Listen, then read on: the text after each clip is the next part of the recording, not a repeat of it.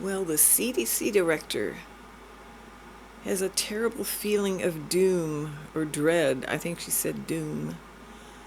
Um, I guess we have a new one. It used to be some man, now it's a woman. Um, I have a horrible feeling of dread when I listen to her. Um, you know, we have gotten so degraded. Um,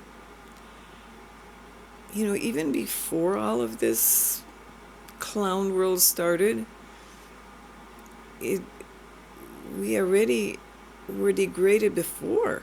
Before this. I mean, it's been going on for hundreds of years. Um, we are so compromised.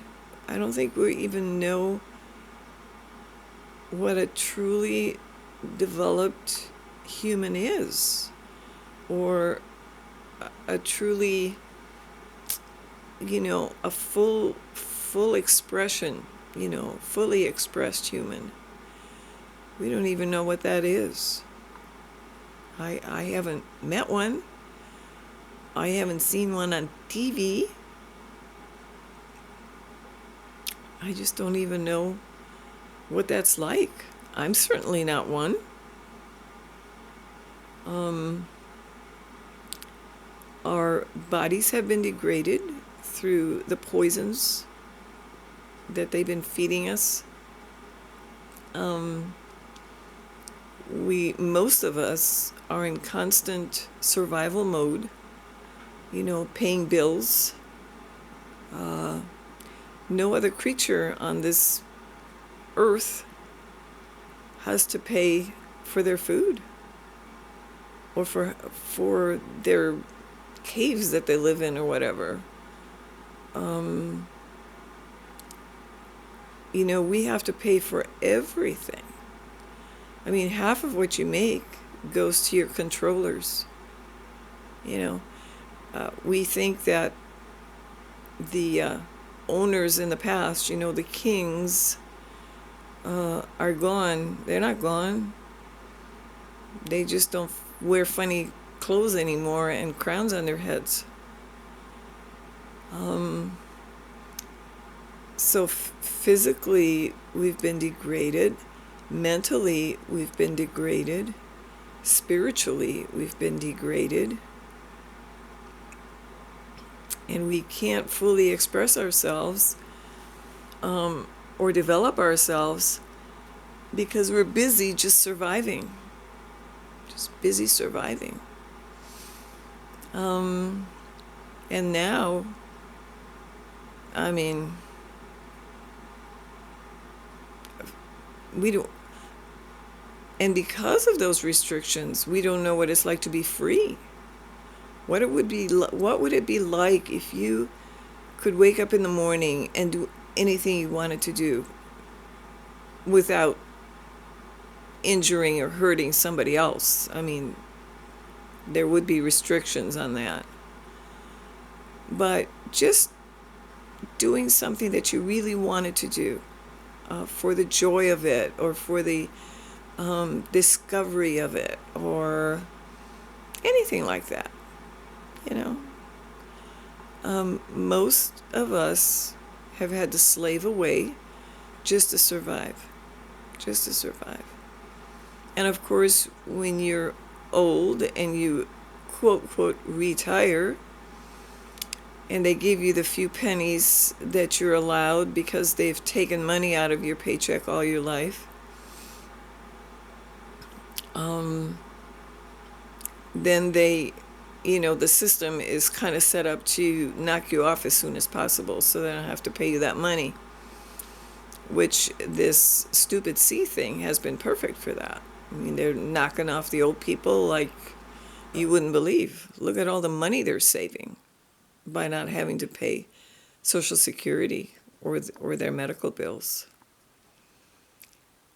I mean, the craziness has been going on for over a year now, and I'm still stunned.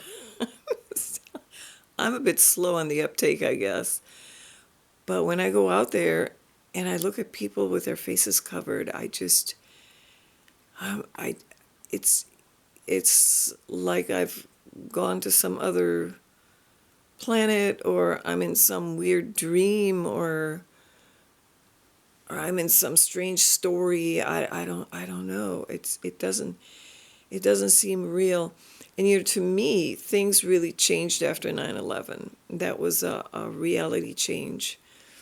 I remember I lived in Chicago at the time, and I was like, I need to get out of the city. I didn't quite know why. I wasn't really up on a lot of the truther stuff. I can't even say conspiracy. It's not a conspiracy.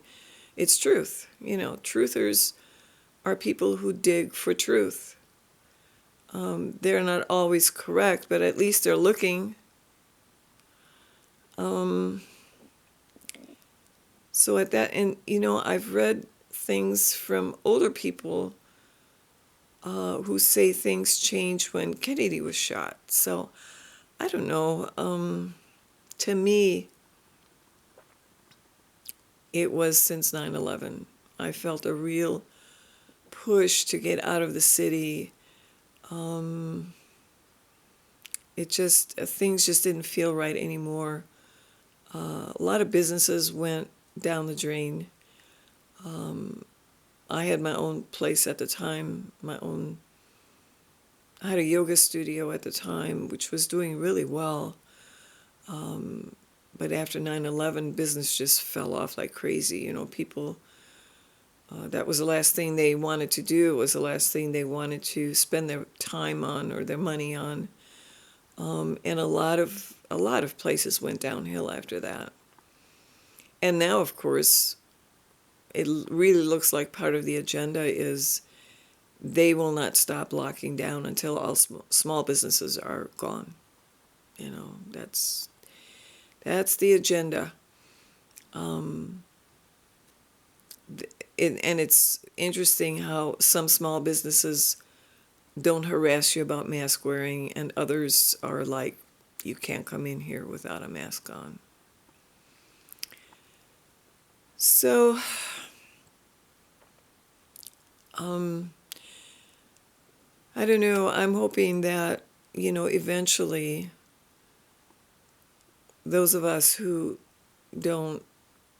want to be free, will find each other, and maybe we can have, free communities. I don't know. I don't know if they'll leave us alone.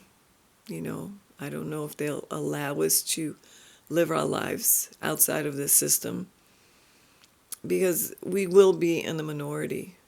It's just so obvious right now. So we'll see how it shakes out. The travel restrictions are solidifying. I am not going to get whacked. I've never gotten whacked at all in my life. I've never had the flu.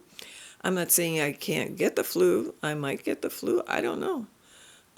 But I'm certainly not going to submit to any kind of medical procedures right now, if I never have before. I have something called an immune system. It works pretty well. So, there will be a lot of restrictions probably in the future. And, I think people will find ways around it and maybe band together, and we can service each other, provide services to each other outside of the system. Somehow that might work. I certainly think that it's worthwhile to keep going, and I don't know about fighting this, but just live your life as a normal human, as normally as you can, as normally as possible. I know some of us have constraints. You have to go to work, you have to wear the damn thing. But start thinking already now about how you could live without that, how you could survive and make a living, outside of the system. To me, that's all there is. Freedom is it. And do you want your kids to be free?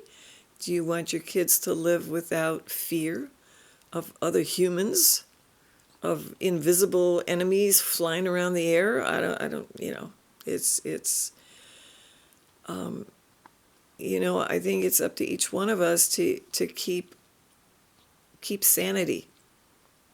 Keep sanity. Take care of your sanity. Take care of your spirit. Take care of your body. And keep fighting the good fight. That's all that. What else is there? What else is there? In my mind, there's nothing else right now. All right. Thanks for listening. I hope I wasn't depressing. Take care. Bye.